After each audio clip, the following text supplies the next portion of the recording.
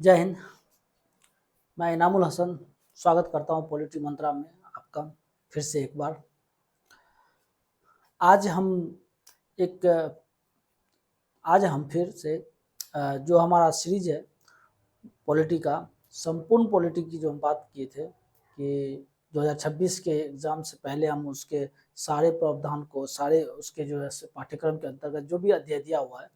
उन सभी अध्याय के बारे में बात करेंगे, चर्चा करेंगे। तो ये सीरीज का अगला वीडियो है और इसके अंतर्गत पिछले जो हम पहले बात करें, पिछले में जो सीरीज में हमने भारत शासन अधिनियम 1909 की बातें के बारे में बात किया था। उसके बाद ब्रिटिश संसद द्वारा जो एक महत्वपूर्ण, वैसे तो कई चीज़ें हुई बीच में, लेकिन भारत शासन अधिनियम 1935, भारत जो आज हमारा जो मेन कंसर्न रहेगा जिस टॉपिक को लेकर के, उस टॉपिक का नाम है कि भारत शासन अधिनियम 1935, गवर्नमेंट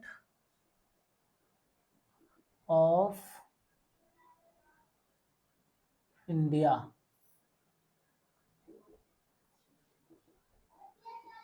एक्ट 1935। इसके बारे में आज हम विस्तार से बात करेंगे। ये हमारे लिए क्यों इम्पोर्टेंट है, सबसे पहले हम इसको जान लें। क्योंकि आप अगर यहाँ पे मैं आपको बता दूं कि हम हिस्ट्री के यानी इतिहास के पर्सपेक्टिव से, इतिहास के दृष्टिकोण से चीज़ों को नहीं देख रहे हैं। जो मेरा जो मुख्य फोकस होगा, जो हमारा मुख्य बिंदु होगा, वो होगा पॉलिटी की नज़र से कि हमारे जो हिस्टोरिकल बैकग्राउंड, जो हमारा संविधान बना, उस संविधान के पीछे कौन कौन से तत्व काम कर रहे थे और कहाँ कहाँ से चीज़ें आई। उनमें ये जो है भारत शासन अधिनियम 1935 जो ब्रिटिश द्वारा लाया गया था, उसमें ये काफ़ी ही महत्वपूर्ण अधिनियम है जिसका प्रभाव हमारे संविधान पे आज बहुत सारी चीज़ों पे देखने को मिला है। हम पढ़ेंगे इसके सारे प्रावधान के बारे में, इसके प्रावधान को देखेंगे और फिर उसको आज के जो हमारा जो संविधान है, यानी कि आज़ाद भारत का जो संविधान है, उसके प्रावधानों से भी उसको जो है तुलना करेंगे कि क्या कौन कौन सी चीज़ें आज हमारे संविधान में, इससे चाहे वो प्रत्यक्ष रूप से हो या अप्रत्यक्ष रूप से हो, उसको शामिल किया गया है। तो हम सबसे पहले भारत शासन अधिनियम 1935 के बारे में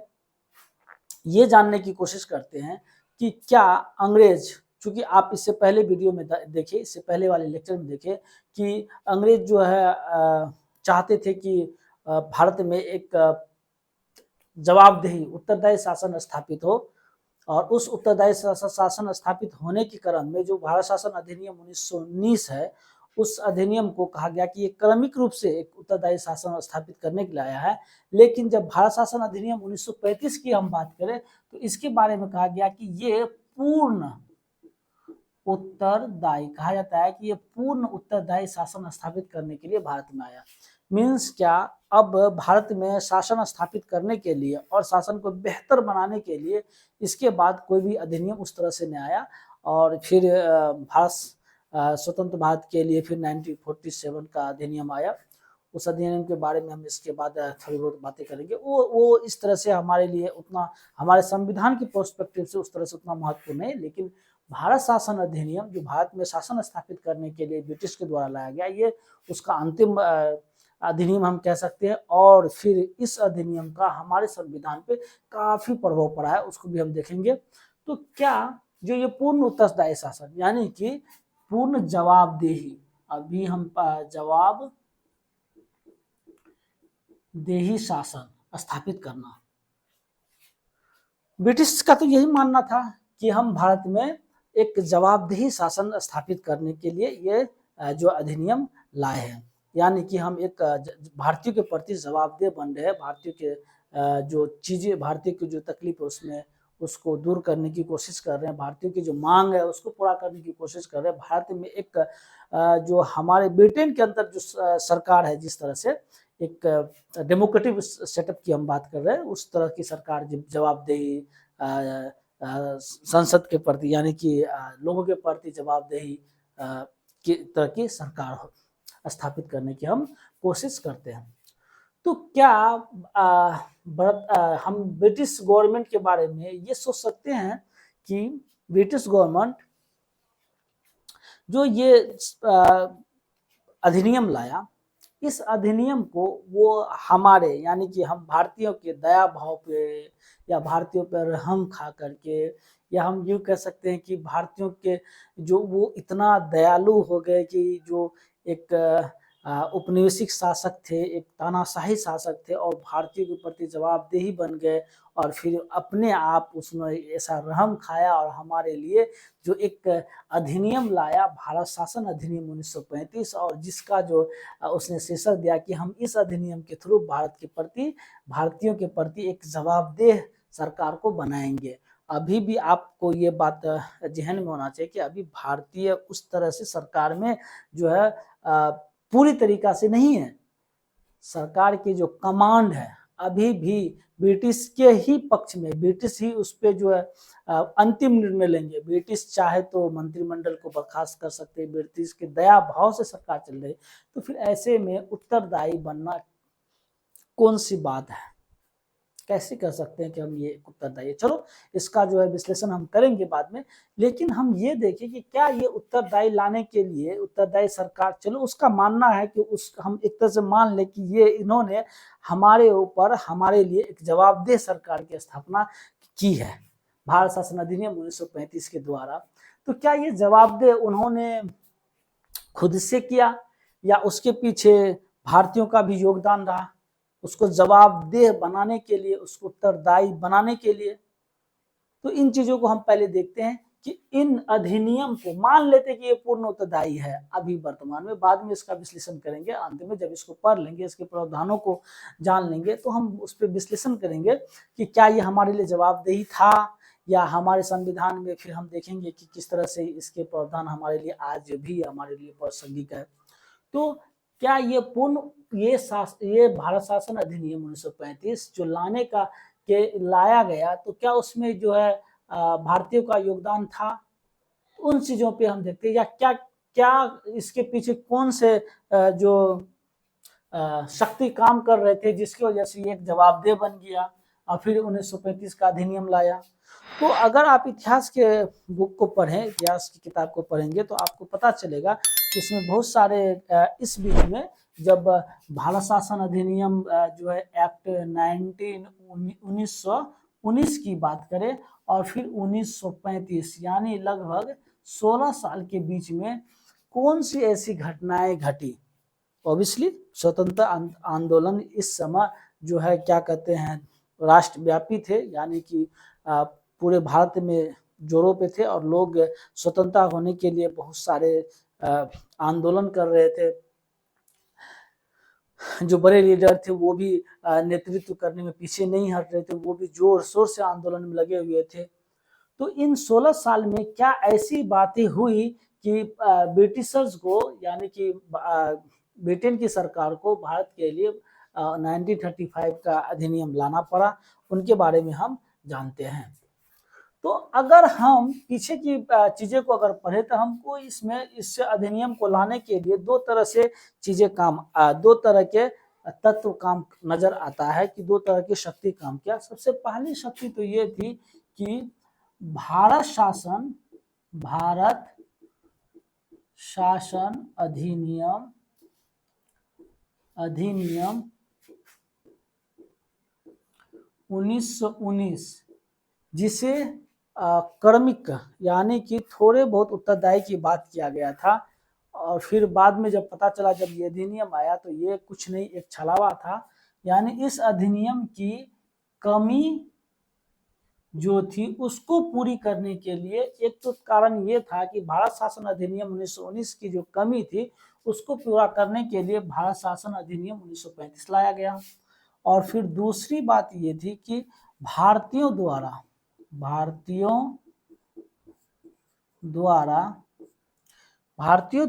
चाहे विदेश में हो यानी कि अपने राष्ट्र से बाहर हो या राष्ट्र के अंदर हो, सरकार को जवाबदेह बनाने के लिए, और ये कह सकते हैं कि सरकार से जो है क्या कहते हैं अपने अधिकार की, अपनी जो है क्या कहते हैं, अपनी जो है अपने अधिकार की, हाँ हम कह सकते हैं कि अपने अधिकार की रक्षा करने के लिए या अपने जो है सरकार को जवाबदेह बनाने के लिए जो है आंदोलन किया और अपने और भारतीयों के और भारत के लिए जो क्या अधिकार होना चाहिए भारत के को, एक तरह से हम कह सकते हैं कि पूर्ण अधिकार की हम बात करें कि हमारे ऊपर जो तुम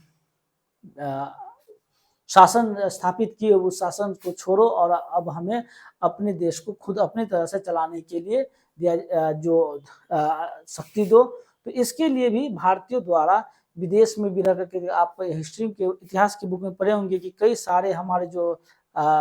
लीडर थे वो विदेश में भी जाकर के ब्रिटेन पर दबाव डालते थे। ब्रिटेन के जो दुश्मन राष्ट्र थे, ये कह सकते हैं कि विद्रोही राष्ट्र थे, उस राष्ट्र के द्वारा उस पर दबाव डाला जाता था और फिर देश के अंदर भी बहुत सारे आंदोलन ऐसे हुए कि उनको जवाबदेह बनाया गया। तो हम यहाँ पर बात करेंगे कि सबसे पहले थोड़ा इसको देख लेते हैं। चूंकि भारत शासन अधिनियम 1919 में ही कहा गया है कि हम एक उत्तरदायी शासन की स्थापना की ओर आगे बढ़ रहे थे, लेकिन जब इस अधिनियम को पढ़ा गया, इस अधिनियम के बारे में जाना गया तो इसमें कई कमियां हुई। जहां तक ये उत्तरदायी की बात किया गया तो उत्तरदायी तो नहीं बना, लेकिन हमने देखा कि किस तरह से इन्होंने सरकार पर अपनी पकड़ बनाई हुई थी। यानी कि जो मंत्री परिषद थे या मंत्री थे, जो हम कह सकते हैं कि जो मंत्री मंडल कह सकते हैं, अभी परिषद कह सकते हैं, परिषद नाम से जानते थे उसको, जो परिषद थे जो उसके सदस्य थे उसमें वर्चस्व ब्रिटिश का हुआ करता था। वायसराय या जो गवर्नर थे वो पूरी तरीका से चीज़ों को मतलब नकारने की उसके अंदर शक्ति थी कि वो अगर मान के चलो कि कोई परिषद ने किसी कानून का रूपरेखा तैयार किया तो गवर्नर चाहे तो उसको जो है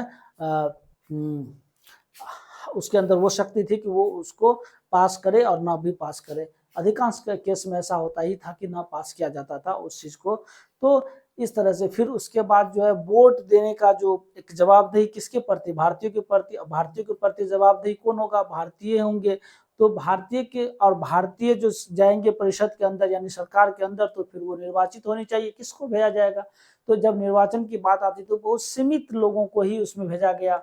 और कुछ लोग, ज्यादा से ज्यादा लोग नॉमिनेटेड थे, मनोनीत किया। मंत्री जो वायसराय थे या जो गवर्नर थे वो अपने पसंद के लोगों को रखा। तो ऐसे में जवाबदेही कैसे बनेगा, निश्चित ही जवाबदेही नहीं बन पाएगा। फिर उसके बाद जो सांप्रदायिकता का जो है जहर फैलाया गया, सांप्रदायिकता का जहर की जो बुनियाद रखा गया वो आज हमारे देश में या उस तरह से जब उसका जो एक बड़ा सा त्रासदी जो 1947 में हमको देखने को मिला, जब देश आज़ाद हुई तो उसमें भारत और पाकिस्तान के बंटवारे के बाद उस तरह से हमको देखने को मिला। इस तरह से उसमें बहुत सारी कमियां थी जिसको जो पूरा करने के लिए फिर जो है हमारे जो स्वतंत्रता सेनानी थे वो जोर शोर से इसका विरोध कर रहे थे। तो भारतीय द्वारा देखिए, भारतीयों द्वारा जो कुछ बातें थी, कुछ आंदोलन ऐसे थे, कुछ जो है कार्य ऐसे थे जो इनको और जवाबदेही बना दिया। उसकी कमी को तो नजर में रखते हुए कि आपने आंदोलन को और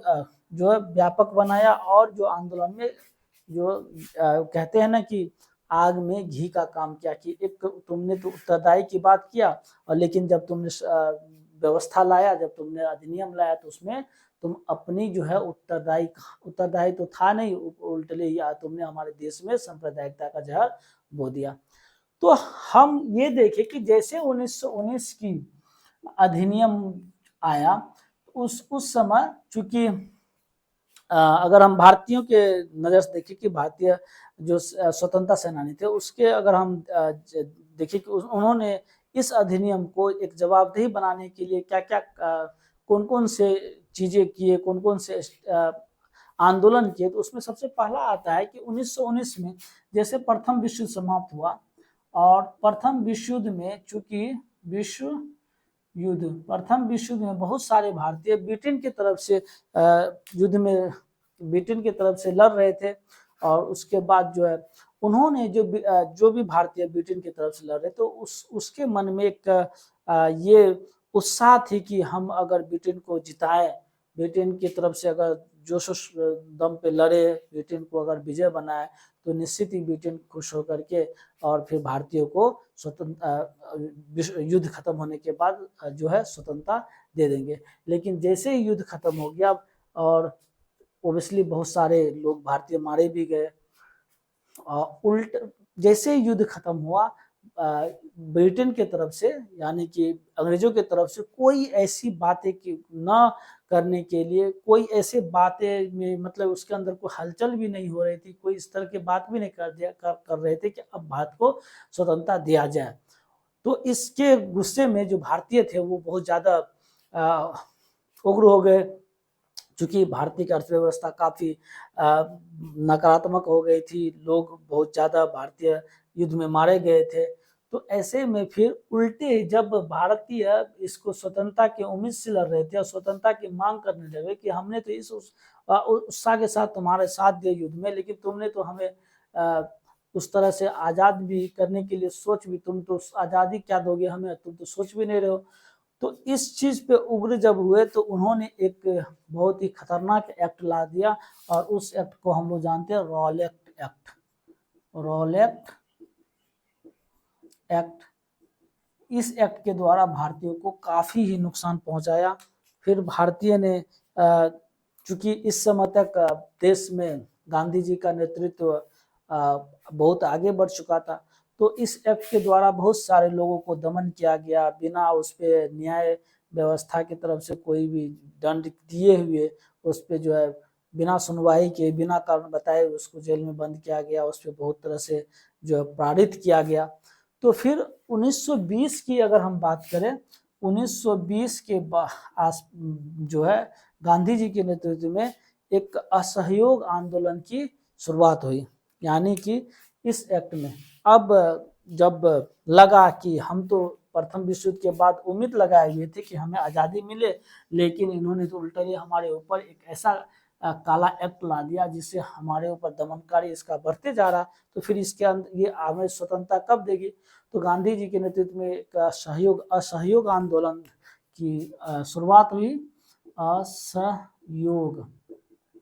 चूँकि हम आपको ये बात बार बार बता रहा हूँ कि हम इतिहास के दृष्टिकोण से नहीं पढ़ रहे, तो ये सब चीज़ों को हमें स्पीड में लेके जाना पड़ेगा क्योंकि बहुत सारी चीज़ें हमें आगे पढ़ने को है। तो असहयोग आंदोलन, इसमें जो है थोड़ा सा इसको देख लेते। असहयोग करना, सहयोग नहीं करना, यानी कि किसका सहयोग नहीं करना, किसका, अंग्रेज का सहयोग नहीं करना। यानी कि जो अंग्रेजी सरकार के अंदर जितने भी कर्मचारी थे, जितने भी प्रशासन में हो या ऐसे हो, चाहे वकील हो, टीचर हो या डॉक्टर हो, वो सब अंग्रेजों को साथ देना छोड़ दिए, वो अपना ड्यूटी निभाने से मना कर दिए। फिर उसके बाद अंग्रेजों द्वारा जितनी भी चीज़ें भारत में, चाहे कपड़ा हो या अन्य सामान हो, उसका बहिष्कार करने लगे। तो गांधी जी ये दबाव, ये क्या है, ये सब चीज़ हम इतिहास नहीं बता रहे, हम ये सब चीज़ जो है उसको नैतिक बनाने के लिए, उसको जवाबदेह बनाने के लिए दबाव था। फिर इस तरह से आगे बढ़ते गए, ये आंदोलन होता गया। फिर उसके बाद जो है घटनाएं हुई, जैसे जालियांवाला बाग की घटनाएं हुई, उसमें और हमारे जो भारतीय स्वतंत्रता सेनानी थे वो जो है और ज़्यादा ही अंग्रेजों को बाहर खदेड़ने के लिए या उसको जवाबदेह बनाने के लिए और जोर शोर से आंदोलन करने लगे। फिर समय आता है, क्योंकि 1919 में एक बात कही गई थी कि ये 1919 का जो अधिनियम है, जब इसका 10 साल पूरा हो जाएगा तो 10 साल में जो है इस अधिनियम की रिव्यू करने के लिए कि धरातल पे ये किस तरह से काम किया, एक कमीशन बैठाया जाएगा, एक कमीशन बनेगा और उस कमीशन का काम होगा कि इसकी रिव्यू कर करके जो है हम जो है संसद में पेश करेंगे, ब्रिटिश संसद में, फिर उसके बाद उस पर आगे की बातें होगी। लेकिन जो ये कमीशन जो है ये 2 साल पहले इसको बनना था 1929 में, 1929 में, लेकिन इन्होंने 1927 में ही ये कमीशन बना दिया, 1927 में कमीशन बना दिया। और इस कमीशन के अंतर्गत कोई भी भारतीयों को शामिल नहीं किया गया, कोई भी भारतीय शामिल नहीं था। यानी कि चूंकि ये अधिनियम भारतीयों के लिए लाया गया था, भारतीयों के प्रति जवाबदेही के लिए लाया गया था, और भारतीय इसमें के प्रति जवाबदेही सुनिश्चित हुआ या ना हुआ, तो ये बात तो स्पष्ट कौन करेगा, ये बात कौन कहेगा कि हमारे प्रति जवाबदेही ब्रिटिश सरकार हुआ या नहीं हुआ, तो भारतीय करेंगे, और भारतीय के जो प्रतिनिधि वही करेंगे। लेकिन भारतीय के कोई भी प्रतिनिधि को या भारतीय किसी भी भारतीय को इसमें शामिल नहीं किया गया। इसी कमीशन को साइमन कमीशन के नाम से आप इतिहास में पढ़ते हैं, साइमन कमीशन, साइमन कमीशन के नाम से इतिहास में पढ़ते हैं इसको। तो इसमें कोई भारतीय शामिल नहीं किया गया। भारतीयों के अंदर ये बहुत बड़ा आक्रोश की बात है कि एक हमारे प्रति रिव्यू करने के लिए आया, हमारे प्रति जो बाल शासन अधिनियम 1919 आया था वो हम पे शासन करने के लिए आया, और हमसे पूछा तक नहीं, ब्रिटिश अपने आप बात करके इसका रिपोर्ट सौंप देंगे, इसका रिपोर्ट भेज देंगे आगे। इस चीज को लेकर के कई सारे जो है 1929 में ये विद्रोह हुआ, चीजें आगे बढ़ी, और भारतीयों के द्वारा और फिर कांग्रेस के द्वारा समय समय पर जो है प्रत्येक साल एक अधिवेशन होता था, जरूरत पड़ने पर बीच में भी बुलाया जाता था, और उसमें जो एक प्रस्ताव पास होकर के मांग किया जाता था। चीजें आगे बढ़ती गई, आंदोलन और जोर शोर से होता गया। फिर जब अंग्रेजों के लिए जब आंदोलन काफी आगे बढ़ गया, तो अंग्रेजों को जो है थोड़ी बहुत जो है उसके अंदर घबराहट सी होने लगी, और फिर उन्होंने भारतीय के पक्ष में बात करी। जब साइमन कमीशन का भी आप इतिहास में पढ़ेंगे, बहुत जोरदार विरोध हुआ कि go Simon go back go, Simon back go. लेकिन उसके बाद जो है जब ब्रिटिश के जो ये कमीशन थे, इस कमीशन ने भारतीयों को कहा गया कि अगर आप चाहते हैं कि आपका संविधान आपके तरह हो, तो आप उसका कुछ न कुछ रूपरेखा बनाइए और हमें दीजिए। क्या कहा गया कि उसके लिए रूपरेखा बनाइए और हमें दीजिए, हम उस पर विचार करेंगे। तो फिर भारतीयों ने, देखिए ये चीज हमारे लिए बहुत इंपॉर्टेंट है, क्योंकि इसका प्रभाव हमारे फिर भारतीय शासन अधिनियम 1935 पे पड़ा, और फिर इस 35 अधिनियम का प्रभाव जो है किस पे पड़ा, आज के हमारे संविधान पे पड़ा। तो 1927 में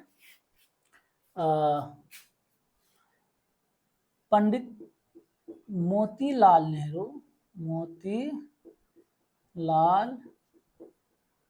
नेहरू जी के अध्यक्षता में 1927 में पंडित मोतीलाल नेहरू जी की अध्यक्षता में सर्वदलीय बैठक बुलाया गया। यानी कि भारत के अंदर जो है जितने भी सारे अलग अलग क्षेत्र में अलग अलग संगठन बना करके जो ब्रिटेन के अंग्रेजों के विरुद्ध लड़ रहे थे, या और सारे पार्टी हो गया, एक तो हम कांग्रेस की बात करते हैं और उसमें कई सारे लोग होंगे, अलग अलग पार्टी भी थे, तो ये सबको मिला करके एक बैठक बुलाया गया और उससे एक प्रस्ताव पास हुआ, और उस प्रस्ताव को जो है साइमन कमीशन को दिया गया कि हमारा जो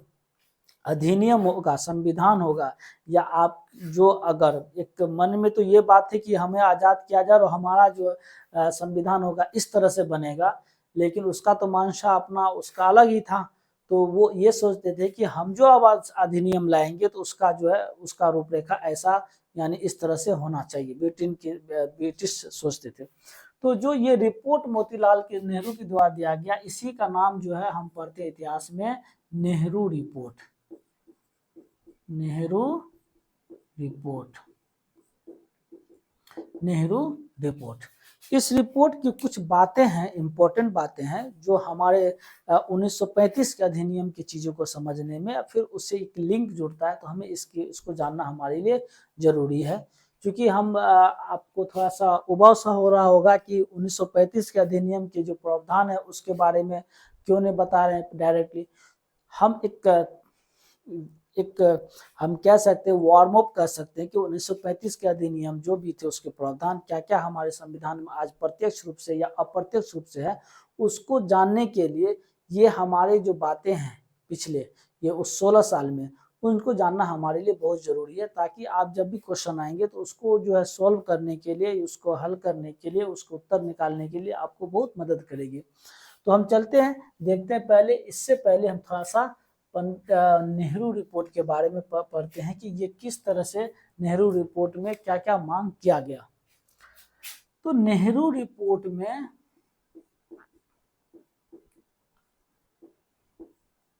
सबसे पहली मांग जो किया गया, पहला मांग जो किया गया वो था डोमिनियन स्टेट की, डोमिनियन स्टेट की, यानी कि हमें एक डोमिनियन स्टेट की दर्जा दिया जाए और जिसके द्वारा हम अपना प्रभुत्व स्थापित रखें, यानी अपनी सरकार चलाएं। डोमिनियन स्टेट क्या था? डोमिनियन स्टेट का मतलब था कि हम एक ब्रिटेन जो एक राष्ट्रमंडलों का समूह बना रखे थे, राष्ट्रमंडल, जिसमें जो राष्ट्र पे ब्रिटेन अपना उपनिवेशिक बना रखे थे, उस राष्ट्र को अगर आज़ाद करते थे तो उससे राष्ट्रमंडल के सदस्य बनाया जाता था। और उसके जो बहुत सारे जो मामले होते, वैसे तो सरकार जो उस राष्ट्र के अंदर, उस देश के अंदर सरकार उसकी अपनी होती थी, लेकिन बहुत सारे मामले पे जो ब्रिटेन की महारानी थी, यानी ब्रिटेन के जो सरकार थे, उसका प्रभाव पड़ता था। तो उसमें कहा गया कि हमें कम से कम डोमिनियन स्टेट बनाया दिया जाए, कि हम अपना इस पे सरकार बनाए और चीज़ें जो आगे हम अब फिर उसके बाद धीरे धीरे सोचें। यानी कि जो कुछ मामले थे, जैसे कि विदेश मामले होते हैं, जैसे कि रक्षा होते हैं, जैसे कि संचार हो गया, ये सब चीज़ों पे जो है थोड़ी बहुत जो है पकड़ महारानी की होती थी, उसके निर्देश पे चलता था। उस समय लगभग में ऑस्ट्रेलिया की बात किया जाए, ऑस्ट्रेलिया या कनाडा, ये सब एक डोमिनियन स्टेट था। तो कहा ऑस्ट्रेलिया और कनाडा की तरह हमें भी डोमिनियन स्टेट बना दिया जाए, हम अपनी सरकार चलाएंगे लेकिन हम राष्ट्रमंडल के सदस्य होंगे। उसके बाद जो बातें और इसमें था वो ऐसा था कि हमारी जो सरकार की जो रूपरेखा होगा वो ब्रिटेन की तरह होगा। मीन्स क्या? केंद्र में 2 सदन होंगे और फिर यानी कि सरकार का रूपरेखा संसदीय प्रणाली, जिस तरह से ब्रिटेन के अंदर संसदीय प्रणाली है की तरह सरकार होगा। जैसे कि Lok Sabha, upper house, lower house की बात किया गया, वो हम जो है हम अपने राष्ट्र में भी, यानी भारत में भी उस तरह से सरकार चाहते हैं। और सरकार जो है संसद के प्रति जवाबदेह होगा, जिस तरह से ब्रिटेन में सरकार संसद के प्रति जवाबदेही है, उस तरह से जवाबदेही होगा। फिर उसके बाद जो है बात हुई जो इसके जो सदस्य होंगे वो निर्वाचित होंगे और वो सार्वभौम वयस्क मताधिकार के द्वारा निर्वाचित होना चाहिए। यानी कि आज की तरह, यानी कि हम कह सकते, ये वर्ड तो नहीं हम कह सकते, लेकिन जो है जो 1919 में कुछ लोगों को वोट देने का अधिकार था, यानी वोट देने का जो अधिकार, वोट देने की अधिकार अधिक से अधिक लोगों को मिले, अधिक से अधिक लोगों को मिले। फिर उसके बाद बात किया गया कि नेहरू रिपोर्ट में कि हम जो है मौलिक अधिकार, जिस तरह से राइट लोगों को, आज हम मौलिक अधिकार की बात करते हैं, हमारे संविधान में है कि मौलिक अधिकार की बात किया गया कि लोगों को राइट दिया जाए, मौलिक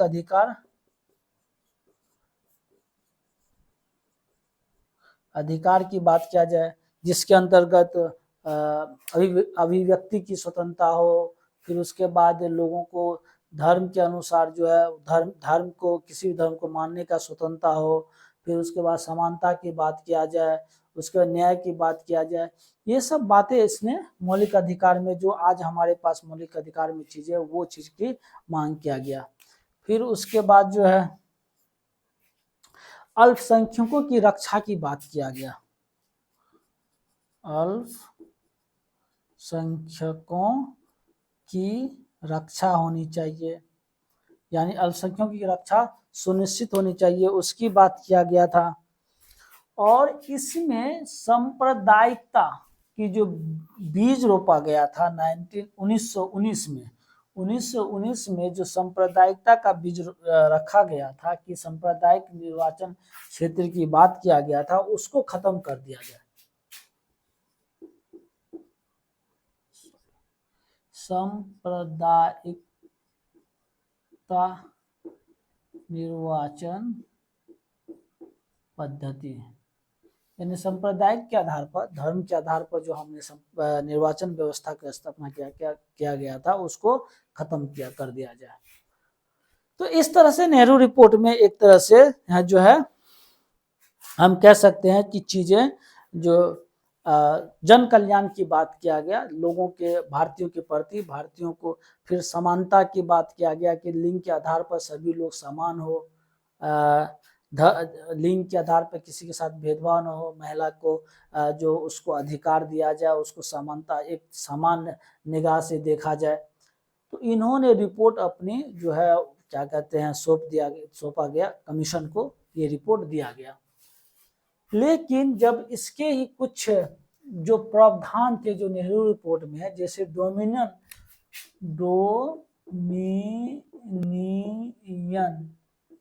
स्टेट की जहां तक बात है, इस डोमिनियन स्टेट की जहां तक बात है, इसको लेकर के जो है कुछ जो कांग्रेसी थे, कुछ कांग्रेस के जो टॉप मोस्ट लीडर थे, जिसमें पंडित नेहरू भी थे, उन्होंने इसका जो आलोचना किया कि ये हम क्यों मांगे, हमें जो है डोमिनियन स्टेट की बात से वे लोग खपा थे कि हम क्यों डोमिनियन स्टेट मांगे। तो उसने क्या किया, फिर 1929 में लाहौर में कांग्रेस की अधिवेशन बुलाया गया। कांग्रेस की अधिवेशन बुलाया गया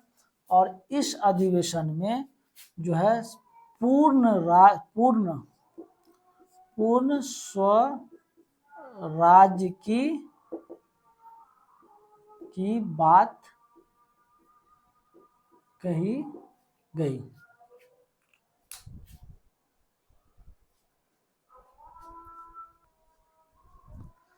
1919 में लाहौर अधिवेशन में कांग्रेस ने पूर्ण स्वराज की बात कही कि नहीं, हमें डोमिनियन स्टेट की हमें नहीं बनना है, हमें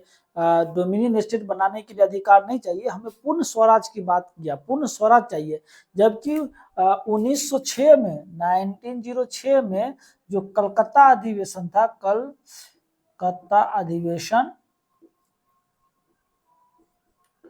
उसमें कांग्रेस ने स्वराज की पहली बार बात किए थे, स्वराज्य की पहली बार बात किए थे कि हमें स्वराज चाहिए, यानी अपना राज चाहिए। लेकिन जब 1906 में ये बात कही गई, तो उसके बाद दो अधिवेशन आया, 1909 परिषद अधिनियम और फिर 1919 भारत शासन अधिनियम, कि कहीं स्वराज की बात को जो है वो ध्यान में नहीं रखा गया। तो इसीलिए जो है कांग्रेस ने डोमिनियन स्टेट की, यानी कि हमें थोड़े बहुत अगर हम मांग करेंगे तो फिर उसमें और कटौती कर दिया जाएगा, इसलिए हमें पूर्ण स्वराज चाहिए भाई। अब हमें थोड़े बहुत से काम नहीं चलेगा, हमारा अपना शासन हो, हमारा अपना सरकार हो, अपने लोगों द्वारा निर्वाचित सरकार हो, अपने भारतीय की सरकार, भारतीयों द्वारा सरकार, यानी कि पूर्ण स्वराज हो और हमारे सरकार पे किसी का जो है दबाव नहीं हो, हमें डोमिनियन स्टेट नहीं चाहिए। तो इस पूर्ण स्वराज की बात कही गई। और फिर जब ये चूंकि 1919 के अंत में दिसंबर में लाहौर के अधिवेशन हुआ था और जनवरी तक वो जाते जाते उसकी अधिवेशन की समाप्ति हुई थी, तो इसके बाद कुछ दिनों के बाद जो कांग्रेस ने पूर्ण स्वराज के रूप में जो है एक प्रथम स्वतंत्रता आंदोलन, ये प्रारंभिक परीक्षा के लिए बहुत इंपॉर्टेंट है कि 26 जनवरी 1930 को 26 जनवरी 1930 को इस पूर्ण स्वराज की ब्रिटिश से तो मांग किया, पूर्ण स्वराज हमें चाहिए, और उन्होंने इस को इस तरह से मनाया कि नहीं, हमें पूर्ण स्वराज मिल ही जाएगा, और हम जो है पूरे भारत में प्रथम स्वतंत्रता दिवस के रूप में 26 जनवरी 1949 को पूरे भारतवर्ष में जो है इसको मनाया गया। कब? 26 जनवरी 1930 को। और आज इसी 26 जनवरी 1930 को, वो 26 जनवरी को हम, जब हमारा संविधान बन भी गया, चूंकि नवंबर में बन गया था, लेकिन उसको जो है लागू किया गया 26 जनवरी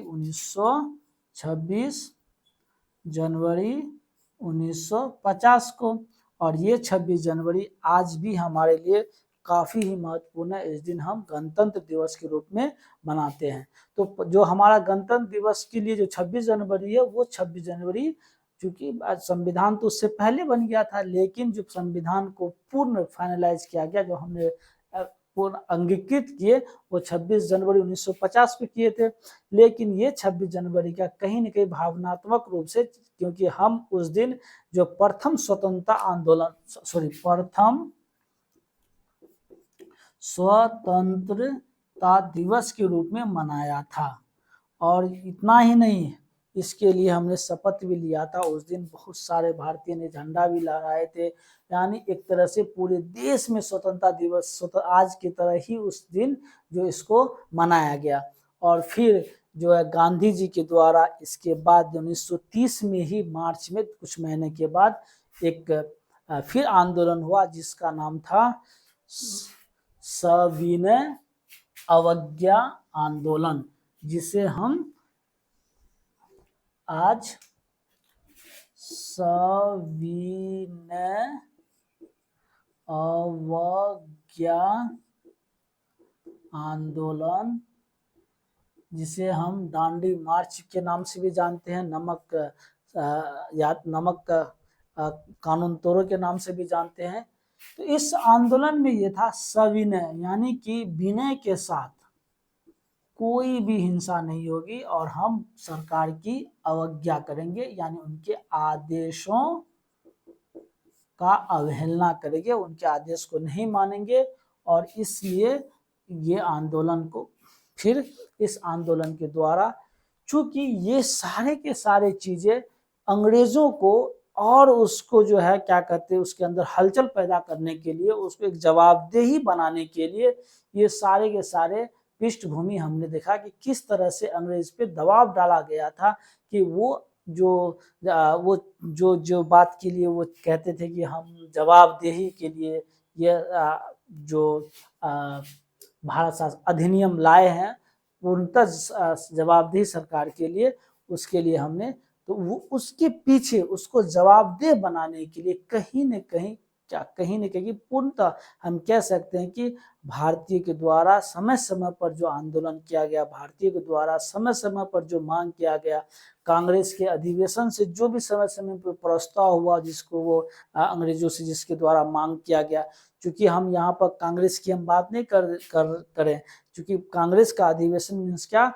भारतीय का अधिवेशन था, और भारतीयों की वो मांग थी। समय समय पर जो मांगे की गई थी, उन मांग के द्वारा अंग्रेज ने चीज़ों को जो है थोड़ा सा उसके अंदर हलचल हुआ, और फिर उसके अंदर घबराहट हुई, और फिर भारतीयों को कहा गया कि आप जो है उससे बातचीत करने के लिए लंदन में कई मीटिंग रखा गया, जिसको हम लोग इतिहास में गोलमेज सम्मेलन के नाम से जानते हैं। और फिर उसके जो है एक प्रारूप तैयार किया गया कि किस तरह से भारतीय के लिए अगला शासन अधिनियम आएगा, और फिर उसको संसद में पेश किया गया। इसे श्वेत पत्र के नाम से जाना जाता है। जो गोलमेज सम्मेलन के जो शायद 3 गोलमेज सम्मेलन हुए थे, उनके जो बातें के बाद जो प्रारूप तैयार किया गया था, उसे श्वेत पत्र के नाम से जाना जाता है। और फिर उसको ब्रिटेन में ये संसद में पेश किया गया, और फिर वहां से एक अधिनियम बन के आया, जिस अधिनियम का नाम है भारत शासन अधिनियम 1935। तो क्या आप ब्रिटिश ने जो हमारे लिए पूर्ण उत्तरदायी स्वशासन व्यवस्था की बात की, क्या वो उन्होंने हमें दया भाव के रूप में या हमारे पे रहम खा करके लाया? ऐसा तो अब आप खुद निष्कर्ष निकाले, हमने इसके सारे बैकग्राउंड के बता दिए हैं। तो अब हम भारत शासन अधिनियम के कुछ चीजें हैं जो प्रावधान है उसको देख लेते हैं, चूंकि ये भी प्रश्न पूछा जाता है कि किस तरह से भारत शासन अधिनियम 1935 हमारे संविधान पर प्रभाव डाला है, तो हम उसको थोड़ा सा देख लेते हैं। तो भारत शासन अधिनियम 1935 में, और फिर इनका जो प्रावधान था जिसमें हम कह सकते हैं कि पहली बार जो हम, वैसे तो इसमें ये नहीं कह सकते हैं कि इसके सारे प्रावधान को हम यहाँ देखें, लेकिन जो महत्वपूर्ण प्रावधान हमें लगता है कुछ उसको हम देखेंगे। वैसे तो कहा जाता है कि लगभग 200-250 चीज़ों को लगभग की हम बात करते, एक एक्यूरेट नहीं, लेकिन इतने 200 से एवं चीज़ों को हमारे संविधान में, उसमें जो है प्रत्यक्ष रूप से कुछ चीज़ों को संशोधन करके या अप्रत्यक्ष रूप से उसमें बहुत ज़्यादा चीज़ों को संशोधन करके हमारे संविधान में उसको शामिल किया गया है। तो हम देखते हैं पहली बार जो है संघ, भारतीय संघ की बात कही गई, भारतीय संघ की बात कही गई। अभी तक आप देखे थे कि आप पढ़े होंगे कि अभी तक जो है भारत के अंदर दो तरह के जो है क्षेत्र की बात किया जाता था। एक क्षेत्र ब्रिटिश के अधीन था, और दूसरा क्षेत्र जो था प्रिंसेज हम कह सकते हैं, राजाओं ब्रिटेन के महारानी के दया भाव से उस पर शासन व्यवस्था चलता था, और दूसरा क्षेत्र था वो राजवाड़े का क्षेत्र था। तो पहली बार भारतीय संघ की बात कही गई थी कि जो भारतीय भूभाग है, यानी कि भारतीय भूभाग क्या है, चाहे उसमें सब आ जाएंगे, चाहे वो ब्रिटिश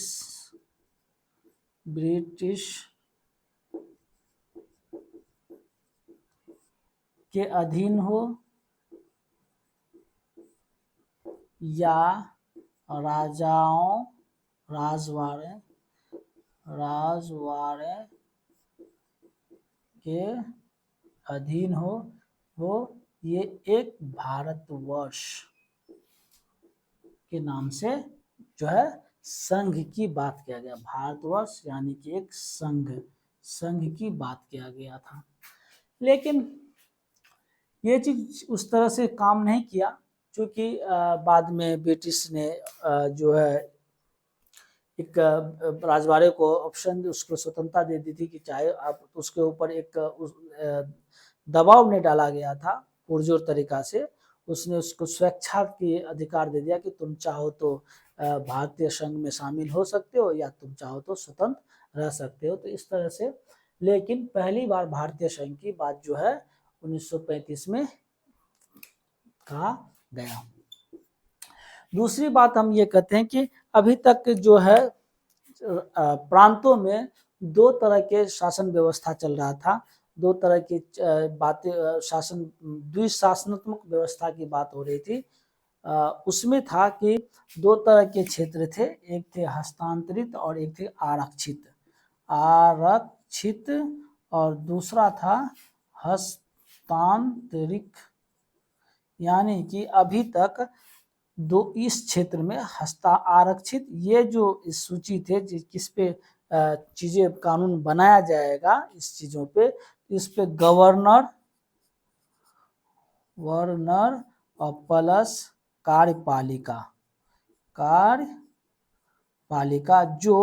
जो सदन के प्रति, या यूं कह सकते हैं कि विधान परिषद के प्रति जवाबदेह नहीं थे, उनके द्वारा कानून बनाया जाता था। और इसके अंतर्गत वे सारे महत्वपूर्ण थे, यानी आय के जो स्रोत होना चाहिए जो था वो इसके अंतर्गत ही रखा गया था। हस्तांतरित विषय के अंतर्गत गवर्नर तो थे ही, कि गवर्नर तो थे ही, प्लस जो मंत्रिमंडल थे, मंत्री परिषद कह सकते हैं, वो मंत्री परिषद मिल करके उस पर कानून बनाते थे। तो इसमें उस तरह से महत्वपूर्ण चीजें नहीं थी, सिर्फ शासन व्यवस्था की बात कही कि शासन व्यवस्था किस तरह से काम करेगी, उसके लिए ये विषय था। तो आरक्षित विषय और हस्तांतरित विषय, इन दोनों चीजों को खत्म कर करके एक आज की तरह जो आज हम देखते हैं कि बात करते हैं विधान परिषद की, जिसके अंतर्गत सिर्फ जो गवर्नर, जो मंत्री परिषद होंगे वो जो विधान परिषद के प्रति जवाबदेही होंगे, और उसके अंतर्गत जो कानून व्यवस्था बनाया गया मंत्री परिषद के द्वारा बनाया गया, उस पर गवर्नर बाध्यकारी होंगे। यानी कि उसकी जो बीज है वो यहाँ पर पड़ी थी कि इसको स्वायत्ता दी गई, प्रांतों को स्वायत्ता दिया गया। यहाँ पर उसको खत्म करके हस्तांतरित और आरक्षित विषय पे जो अलग अलग शक्ति थी कानून बनाने का, उसको खत्म करके क्या किया गया, प्रांतों को स्वायत्ता दिया गया कि अब प्रांत जो है के जो निर्वाचन मंडल है यानी विधान परिषद, उसमें कानून बनेंगे और वो जवाबदेही होगा उसके प्रति, और गवर्नर उसको जो है। लेकिन इसमें भी कमी थी, चूंकि गवर्नर यहाँ पे उस तरह से बाध्यकारी नहीं थे, तो फिर वो जो भी नियम कानून व्यवस्था जो भी विधायिका के द्वारा जो भी विधायी बनाया जाता था, तो गवर्नर उस पर काटछाट करते थे। चीजें उस तरह से आज की तरह हम नहीं कह सकते हैं कि भारतीय के हित में थी, क्योंकि ब्रिटिश के रूल रेगुलेशन चलता था, ब्रिटिश के अधीन थे, तो ब्रिटिश का ही दबदबा था। और फिर केंद्र में ये जो आरक्षित और हस्तांतरित व्यवस्था थी, ये केंद्र में लागू कर दिया गया, केंद्र में लागू कर दिया गया कि यहाँ पर जो वायसराय थे, वायसराय और फिर विधायिका कार्यपालिका, इनके द्वारा ये कानून बनाया जाता था। और हस्तांतरित में जो वायसराय थे, वायसराय और प्लस मंत्रिमंडल, मंत्री परिषद की बात होती थी, वो दोनों कानून बनाते थे, लेकिन वायसराय की जो शक्ति ज्यादा थी। तो ये दो बातें हुई और हम आगे देखते हैं।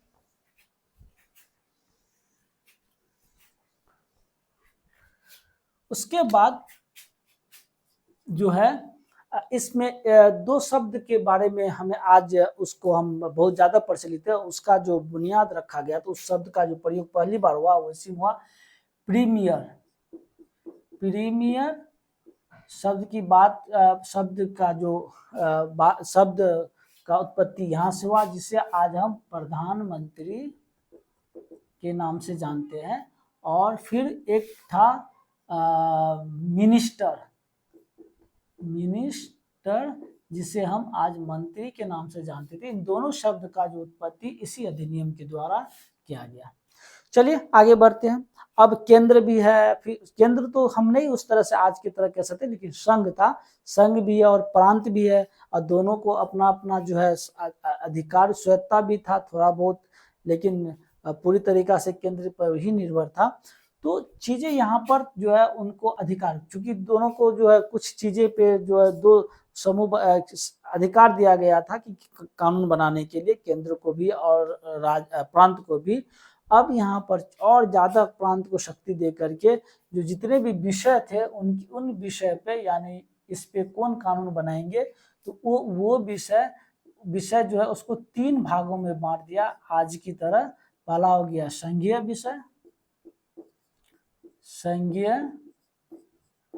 विषय, दूसरा हो गया प्रांतीय विषय, और फिर तीसरा हो गया समवर्ती विषय, जिसे आज हम समवर्ती सूची, केंद्रीय सूची, प्रांतीय सूची, राज्य सूची और समवर्ती सूची के बारे में जानते हैं। शायद इसमें लगभग 59 कह सकते हैं, इसमें 54 और इसमें 34 के आसपास जो है चीज सूची थे, जिसपे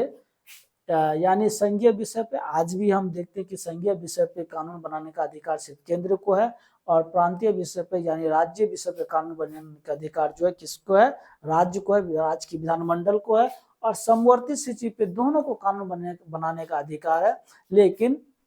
जब दोनों में खटपटाहट हो तो केंद्र के जो कानून का वो सर्वोपरि होगा। ये भी संघात्मक की जो है व्यवस्था जो है उसके अंतर्गत हम देखते हैं। उसके बाद अब बात आ रही है कि केंद्र संघ बना, और प्रांत बना। अब प्रांत को अपना अधिकार दिया, संघ का अपना अधिकार दिया। ओब्वियसली जब चीजें बट गया तो उस तरह से ईमानदारी से तो काम नहीं चल रहा था, तो फिर इसके दोनों बीच में खटास होने लगा। खटास होने लगना स्वाभाविक है कि हो सकता है कि इसके अधिकार में ये दखल दे, इसके अधिकार में ये दखल दे। तो इसके जो बीच जो विवाद उत्पन्न हुआ, उस विवाद को सुलझाने के लिए क्या किया गया, तो इसी अधिनियम में संघीय न्यायालय की स्थापना किया गया, जिसे आज हम उच्चतम न्यायालय के नाम से जानते हैं। उच्चतम न्यायालय के नाम से जानते हैं। संघीय न्यायालय की व्यवस्था इसी अधिनियम के द्वारा किया गया। फिर उसके बाद हम देखते हैं अब सरकार एक तरह से प्रॉपर वे हो गया, संघ में सरकार है, राज्य में सरकार है, तो पैसे के भी अब पैसे और इनके जो शाख होते हैं उनको नियंत्रित करने के लिए भारतीय रिजर्व बैंक की स्थापना इसी अधिनियम के द्वारा, भारत शासन अधिनियम के द्वारा किया गया। जहां तक बात है वोटिंग का, चूंकि हमने तो पूर्ण स्वराज की बात किया था, लेकिन यहाँ पर क्या किया गया, जो वोटिंग का मतदान का जो अधिकार था, मतदाता की जो संख्या था उसको जो पहले 6 से 7% दिया लोगों को मत देने का अधिकार था, अब थोड़े बहुत बढ़ा करके मतदाता की संख्या को 10 से 12% बढ़ाया गया, यानी कि पूरे राष्ट्र में 10 से 12% लोग जो है मत देंगे। अभी भी वो कंडीशन नहीं था, सार्वभौम व्यस्क मताधिकार की बातें अभी भी नहीं थी। उसके बाद जो हम सांप्रदायिकता का, चूंकि नेहरू रिपोर्ट में आपने देखा कि सांप्रदायिकता की जो निर्वाचन व्यवस्था था कि धर्म के आधार पर निर्वाचन क्षेत्र होंगे, उसमें सिर्फ उसी धर्म के लोग खड़े होंगे और फिर वही धर्म के लोग उसको वोट देंगे। ये चीजों को नेहरू रिपोर्ट ने भी इसमें आलोचना किया था, उसको खत्म करने के लिए कहा गया था, लेकिन उस चीज को खत्म नहीं किया गया और यहाँ पर और उसे व्यापक बना दिया गया। थोड़ा मैं ऊपर लिख लूं, उसे और व्यापक बना दिया गया कि पहले से जो था उसमें अब जो है दलित, आदिवासी, फिर महिला के लिए अलग से निर्वाचन जो है व्यवस्था, निर्वाचन व्यवस्था किया गया कि इनके वोट देने का अधिकार इनके जो प्रतिनिधि होंगे इन्हीं में से होंगे और जो प्रतिनिधि आएंगे उसको जो यही लोग जो है जिता करके भेजेंगे। फिर हमने 1919 में देखे थे कि यूपीएससी की जो व्यवस्था किया गया था, 1919 के अधिनियम में किया गया था, तो यहाँ पर प्रांतीय स्तर पे पीएससी की बात किया गया, पीएससी की व्यवस्था किया गया कि प्रांतीय स्तर पर पब्लिक सर्विस कमीशन होंगे जो प्रांतीय स्तर पर प्रशासक का जो है परीक्षा लेंगे। और फिर इसके बाद ये मोटा मोटी चीजें थे जो इम्पोर्टेंट हम यहाँ पर देख रहे हैं। ये चीजों से, इन चीजों के द्वारा अब हम जो वायसराय थे उनको आपातकाल, एक इम्पोर्टेंट था,